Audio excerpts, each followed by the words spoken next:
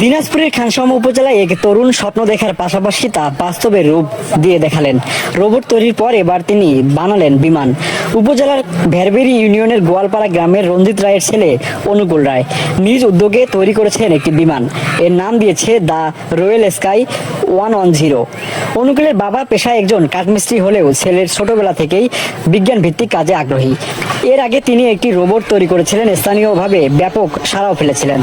এবার নিজের মেধা ও অদম্য চেষ্টায় বিমান বানিয়ে আকাশে উড়াতে সক্ষম হয়েছে। ভবিষ্যতে প্রয়োজনীয় সহযোগিতা সুবিধা পেলে আরো নতুন নতুন উদ্ভাবনী কাজ করে দেশের জন্য কিছু করতে চান বলে আশাবাদ ব্যক্ত করেছেন। এই বিমানটি আমি তৈরি করেছি। এই বিমানটি তৈরি করতে আমার টাইম লেগেছে 2 দিন, কিন্তু এই প্লেনের পিছনে যে আমার যে গবেষণা, এটি আমি দীর্ঘ 2 বছর ধরে চালিয়ে গেছিলাম।